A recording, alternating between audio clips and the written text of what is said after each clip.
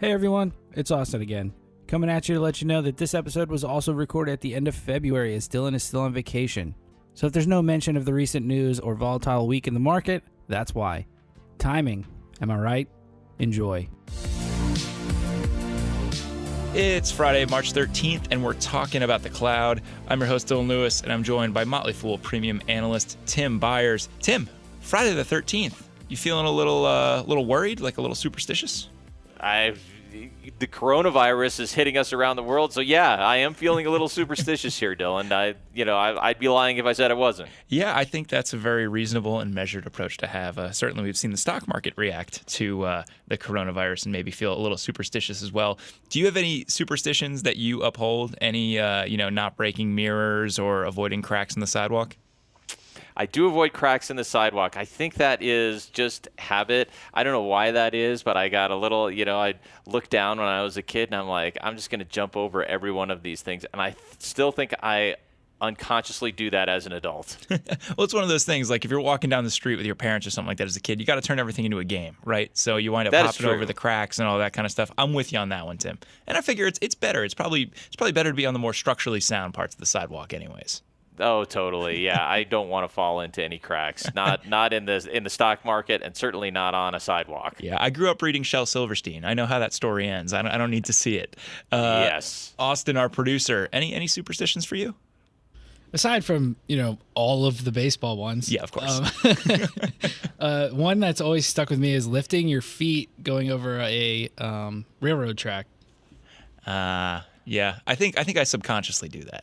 Yeah, it's just something I never even think about, but I noticed it like last year, I think. I was like, oh, that's weird. I have a friend who holds his breath when he rides through tunnels and when he rides near cemeteries.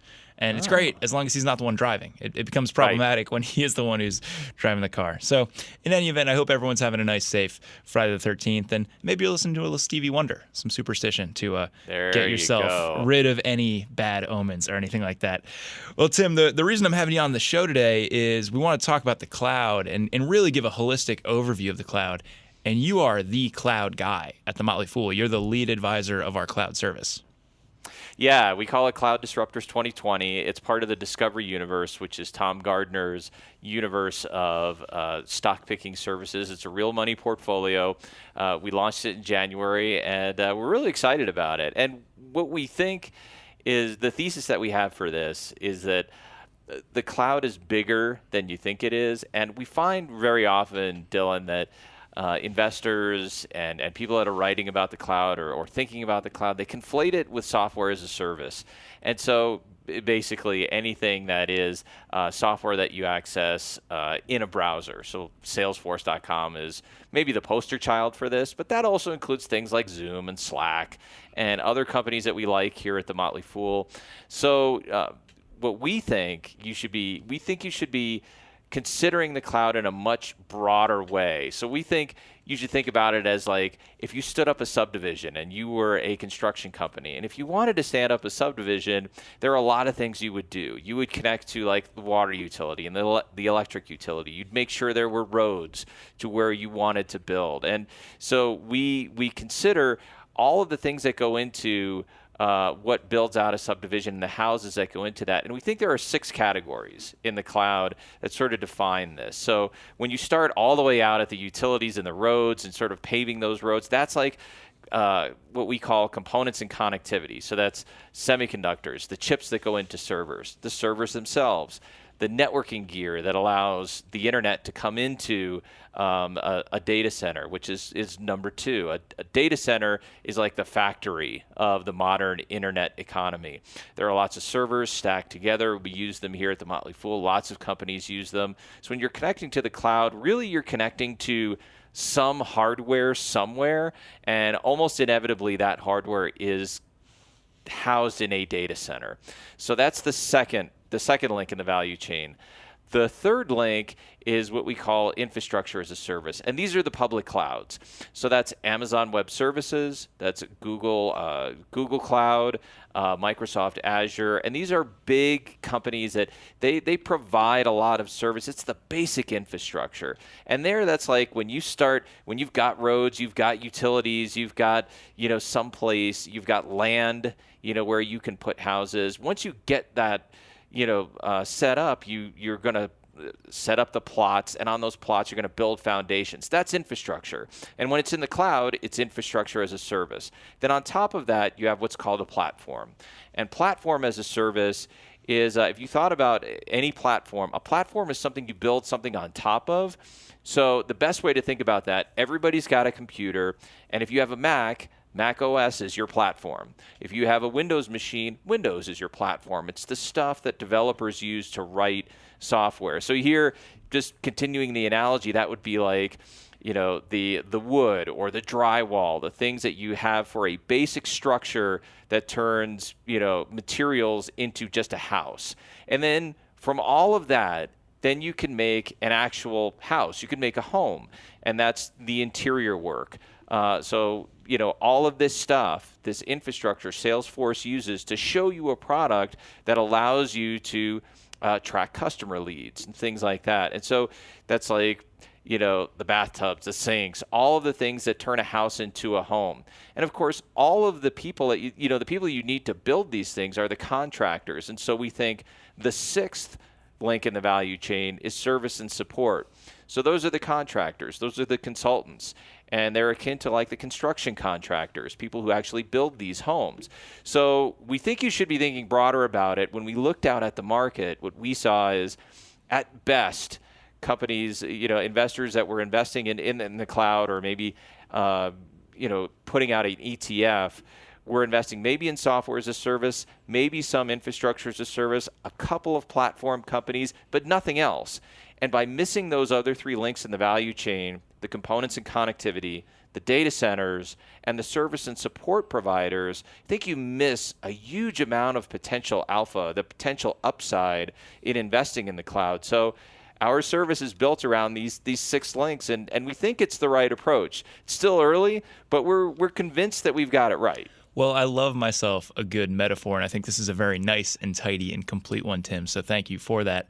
I think you're 100% right. So much of the conversation that we have around the cloud, even on this show, is really focused on the software as a service business. I think thanks to the likes of Salesforce, people are becoming a little bit more aware of the power of those models and how successful some of those software companies can be when they leverage the cloud. You probably have some other folks that are really familiar with the infrastructure as a service, what you were talking about before, because of AWS. Right. I think that's probably one of the easiest things for people to know about, and even if you don't actively follow the cloud industry and technology, just because it became such a large story and such a large part of the Amazon investing thesis over the last couple of years. There's no doubt. And it's very easy to get lost in those big names, and we know the big names, like so AWS, and let's be clear, this is growing incredibly fast. I did a little back of the napkin math. I don't want to get too into the weeds here, Dylan, because I know we only have so much time. But when I did the math, it's pretty easy to see how AWS could be valued as a $400 billion company. And that's staggering. If you thought about that, and then you looked at Amazon today, and it's about $1 trillion valuation. So what if that's roughly right? So then $400 billion is AWS, and $600 billion is the mammoth that is the rest of Amazon.com. What does that say? First of all, it says two things to me. First, that Amazon is an amazing business that's growing very quickly, but also that the cloud is so important. It has such economic power. And while Amazon is certainly leading in this space, it is the leading infrastructure as a service provider, the fastest growing is Microsoft with Azure at 62% year over year in the last quarter. And right behind them is Google Cloud at up 52%. I think one of the things you can think about if you wanted to really understand this is think about what developers need. So let's go back to the metaphor. So what does a contractor that's building a house or building what do they need? Well, they need a lot of different things. And so that infrastructure, you need like concrete, you need piping, you need all of these things. So when you think about AWS, that's what it provides. Google Cloud, same thing. Azure, the same thing. In order to pour a foundation and do it really well and have it be steady, you need these things. So in the software world, a developer will pull these pieces of infrastructure that are available through Amazon Web Services by swiping a credit card. They'll pull a tool and say, well, I need to write a transactional system, and I'll pull these 3 tools from AWS to do that. That's what infrastructure does. And on a platform, say, like a Office 365. That's another platform that we all use for productivity software. It's also software as a service, but all of these things sort of fit together for the purpose of creating software that we can use every day. So kind of the best way to think about this is, what do developers use? And if they're using it, there's a really good chance it's going to create value and potentially long-term returns. One of the reasons why I liked this value chain breakdown that you provided was the marketplace within each of these sub-industries is so different. Infrastructure as a service, we talked about before, but Amazon Web Services, Microsoft Azure, Google Cloud, those are the big 3. And the rest of the market is a very tiny portion when you look at market share. Very different story when you look over at software as a service, for example. You have the giants, the Adobes and the Salesforces of the world. And then you have a lot of companies that have built out a really nice, smaller business servicing a niche that has more specific application. Right. I mean, and I can mention one. I mean, one that we really like that's in the Cloud Disruptor service is called Anaplan, and the ticker is PLAN, Plan. And this is a company that is dedicated only to doing business planning. And so it exists in the cloud, and the idea is that when you're writing business plans, if you're a CFO and you say, okay, our CFO, Kira McDonough, will ask different business units within the Motley Fool to roll up their numbers and come up with a plan and a budget and things like that. And most often, I honestly don't know how we do it here, but in most companies, that's usually an Excel spreadsheet. And each business unit is creating an Excel spreadsheet, and then it gets passed around, and then somebody on Kira's team or the CFO's team is responsible for rolling that up into one monster Frankenstein spreadsheet. And it's a nightmare. And one of the things that can happen in that scenario is, say, you start the budgeting process in June and you need to be done and have the budget ready by September, but you're still budgeting in January of the next year because it takes so much time to reconcile those spreadsheets. So what Anaplan does in the cloud is, because everybody is on one instance, everything's in the cloud, all of these plans get developed concurrently and they get reconciled concurrently, so it's connected. And because it's connected, it goes faster, it's more efficient, it's less error prone. And we really like this business. And what we're seeing is that big companies that need to solve this problem are writing big checks, and they're writing more big checks. And so they've created essentially a giant backlog at Anaplan. They have about $319 million. It's not a big company in terms of revenue, but their backlog is almost triple that. That's pretty amazing. So if you're talking about a company that's actually writing longer term contracts, that should give you that gives you some insight into how much faith customers have in the business. And frankly, that's how Salesforce really got traction. It would write these really long-term contracts, lots of deferred revenue. And by deferred revenue, we just mean revenue that a company has said, okay, I've committed to buy in year 3, but Salesforce, in signing that contract, can't really say that that's revenue that's booked yet. It's just revenue that's coming and is very unlikely to get canceled. That's what deferred revenue can be. So anyway, Anaplan really fits this model. It's a little bit like Salesforce in that regard. I'm hesitant to use the comparison there because really there's only one sales force, but in terms of how this company is growing, it's a little bit reminiscent of that, and we like it a lot. Yeah, that's a heavy comparison. Anyone that follows the software as a service space knows. I mean, that is the company that really created software as a service as we know it, and kind of created the gold standard for how to operate a business like that. Okay, so that checks the software as a service portion of this value chain. I also want to talk a little bit about platform as a service. I think sometimes the two of these can kind of get combined together, Tim. They really can. Infrastructure as a service, platform as a service get confused a lot because what's the difference? Like, where's the line between, like, okay, so go back to the metaphor. Aren't I going to be building, while I'm, standing up 2x4s and I'm trying to build a structure, the skeleton of the house, probably going to be laying pipe too, right? So I'm going to be building some infrastructure and a platform basically at the same time. And yes, that's true. So these things do get confused. And it is also fair to say that Microsoft, Amazon, and Google, the three biggest infrastructure as a service providers, also provide some platforms as a service. I'll give you one example of that is a little bit technical, but bear with me for a second. So Google, a few years ago, created a technology, an open source technology called Kubernetes. And essentially, all Kubernetes does is it orchestrates. It's basically like a conductor. If you thought of like these components, these things called containers, as players in an orchestra, Kubernetes is the conductor. And so containers are really simple. They are little bundles of software that can be self-contained. And what makes Kubernetes so powerful is it allows you to orchestrate as many of these containers as you want. And so it's kind of like a platform. And that exists inside Google Cloud Platforms. It's an infrastructure as a service, and it's a platform as a service. Now, there are companies, though, that are independent, and they really are platform providers. And one of my favorites, Dylan, I know you've talked about this, I think with Joey on previous podcasts. That's right, yep. We talked about Datadog. Datadog, I mean, the dog has got bite. It is... It's a great company. It's growing very quickly. The way to think about Datadog, and I know listeners are probably going to be familiar with this, but the way I think about it is it solves a really big problem for developers. When you go in and you can stand up a dashboard and you can see, like, where is my code failing or where is it slow? And then it points you to that.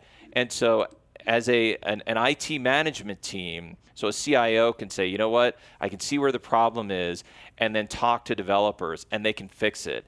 Instead of the way it used to be is, well, we're having a problem, and we don't know whose fault it is. Is it the CIO's team that demanded some new workflow, and now the thing that we thought we built for one reason is now being used in an entirely different way? And so the developers did nothing wrong, but the CIO's team is to blame? Or is there an error in the code and we don't know which it is? And so Datadog solves that problem. It uncovers where the problem is, and then developers and IT teams can get to the business of solving it together. And that's something that the founders of Datadog saw very early.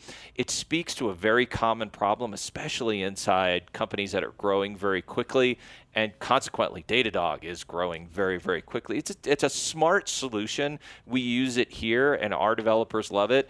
And while that's anecdotal, I usually find that if you talk to developers and even a small sample set, and they say, not just, nah, but they say, oh no, we really can't live without this, that's a signal. You need to do more research than that, but that's a really powerful signal in a lot of instances, and we're getting that at Datadog. 100%, Tim. I mean, I think you could say the same for a company like Twilio. That was a kind of developer's best friend type company, something that made it a lot easier, kind of gave people the building blocks to work all of this communication functionality into apps and things like that. The real selling point for me with Datadog being a wonderful business is that net expansion rate number. We talk about it all the time with as-a-service companies. It's basically their comps number. And I remember when Datadog went public, that number was around 140%, which is just remarkable. What's incredible, too, about this business is a lot of hype because of that number and because of some of the crazy growth. I think they doubled year over year right before they went public when it came to their revenue. this has actually been a stock that has held up with their valuation. They weren't one of the 2019 IPOs that nosedived as soon as they reached the public markets. So the results continue for them. They continue to put up great numbers, and clearly the growth story is intact. Oh, 100%. And it not only is the growth story intact, but what that net expansion rate tells you is that customers are relying more and more on Datadog. That's what we like about that metric. And you're right. The best way to think about it is, so restaurants have like foot traffic, and they measure comparable store sales from the year before, and that's what a net expansion rate is. You take the cohort of customers from a year prior. If they're still around, what are they spending? Are they spending more? And if it's 146%, which I'm pretty sure that's what Datadog was when it came public, that means they're spending 46% more. That's extraordinary. And when a company can take its existing members and generate so much more revenue just off of its existing customer base, that's amazing. You don't have to do a lot of heavy lifting with new customers when your existing customers are relying on you more. And so this is a usage-based model. Customers are doing more with Datadog. I don't see any reason why they're not going to continue doing that. That is something to watch, by the way. So one of the beauties of the SaaS model, or just the as-a-service model in general, a lot of these companies, because they are subscriptions, they depend on being able to sell a customer, keep them, and sell them more over time. And the ones that do this really well, you mentioned Twilio, they've been great at it. Datadog is really good at it. Fastly is another one. That ticker is FSLY. Has been really great at that over time. So you want to keep watching these companies that win a customer and then grow with them over time. The SaaS companies and all of the as-a-service companies tend to really be obsessive about this metric, and for good reason. If they're doing it well, then you can really bank on that growth. It's just easier to forecast continuing growth when they're able to keep customers embedded in the system and using it more often. So, Tim, a lot of our conversation has been focused on the as a service. We talked about infrastructure as a service with all of the cloud providers, platform, and now software as a service as well. Do you find that that's where most of the interesting investable ideas within the cloud are, or are there things over on the data center and component side that are also interesting to you? All of it is very interesting to me. I think so. I don't want to overgeneralize. I think one of the things that we see, and where we're kind of pivoting a little bit differently, is software as a service is not overwrought, I would say, but where it gets interesting is that we know that market. There are a lot of software as a service companies, so you have to dig a little deeper. You have to go looking for a company like Anaplan, which isn't really as well known. But in infrastructure as a service and platform as a service, I think those are amazing opportunities. And frankly, as giant as Amazon is, I think that's an amazing opportunity. In fact, I've already gone on record elsewhere, so I'll go on record here too and say that I believe that Amazon will be the first $2 trillion tech company, and maybe the first $2 trillion company, period, just because of the value of Amazon Web Services. I see that happening. So I think there's a lot of upside for that business. But I also think, to answer your question, man, there's a ton of opportunity in data centers and components and connectivity, and in the service and support providers, especially actually in the service and support providers, because they kind of just get thrown away, which is really unfortunate. So let's just take one. This is another one we have in cloud disruptors, Accenture, which doesn't seem like a disruptor at all because it's such a massive company. Based in Ireland, it's been around for years, the former Arthur Andersen. But here's the thing. Accenture does an extraordinary number of cloud-centric projects for really large companies around the world, and helping companies get set up and stand up new clouds, new projects in the cloud. And they're also doing innovations inside their own company and then publishing the software that they create into a very popular repository owned by Microsoft called GitHub. And GitHub is where a lot of developers go. That's just, if you were to, again, let's keep the metaphor going. That's kind of that's the tool belt. So if you're a developer, if you're a contractor, you go to GitHub to get the tool you need to do the particular job that you need to do in order to get the house done. That's where you go and get tools, and a lot of them are open source. And so Accenture has developers who are contributing. They're just throwing software into GitHub, and they're doing it all the time. And some of the really interesting companies that do this well. Datadog is another good one. Datadog has a lot of good stuff that they're piling into GitHub. And that's something to watch, but I'll talk about it in a second. But just finishing up on Accenture, I think if you are looking at services companies, these contractors, they have very sustainable long-term relationships with big companies, and that's very stable revenue, and so they can pay stable dividends without sacrificing a lot of growth. I think the same thing is true in the data center businesses. So you have a company like Equinix, which has a lot of customers. They pull these customers into their data centers, and then they connect those customers together inside their data centers. And so there's a built-in incentive to stay in your Equinix contract over the very long term. And so they just keep piling up recurring revenue, just year after year after year. And of course, it's a REIT, it's a real estate investment trust, so they return 90% of their profits to investors as dividends. So you get some growth, but you also get some income. And what we like about this approach of having just not only the software disruptors, but also these other providers around them, not only do you get the whole value chain, but you get some growth, you get some income, you get some stability, and it's a little bit, it doesn't look like the stock market, so it's not really exactly correlated to, say, the returns of the S&P 500. And that can be useful too if you're an investor that's really looking to outperform over the really long term. So I do want to always say one thing. This is just, if you happen to be somebody who's interested in the tech space and you want to kind of understand a little bit what the investors are looking at, do yourself a favor and on Google sometime, just take your company that you're looking at and say, take Datadog, GitHub, and just enter that into a Google search. Look at what Datadog is putting on GitHub. And when you see a number of those repositories, and a lot of them have 300, 500, 1,000 plus stars, and basically that's like the Facebook the thumbs up of software. That tells you that, boy, developers really like this stuff. It's just a way to get a sense of the pulse of what developers are really interested in. So just try that sometime.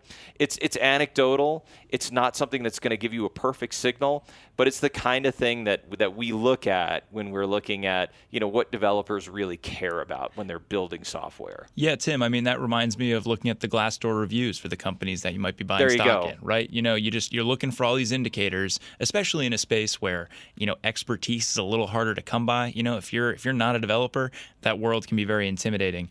But to be able to look and just try to find signals for what's the quality of this business's work? Do people like working there? We always like having these little ways to approximate that, and I think that's a great tip. Yep. Well, yeah, absolutely. Well, I think we've exhausted the value chain of the cloud, or at least for this conversation. I'll probably bring you back on to talk about some more cloud winners. Fair enough. That you like, Tim. Thank you so much for hopping on today's show. Yeah, it was great. Thanks a lot, Dylan. Good to talk with you again. All right.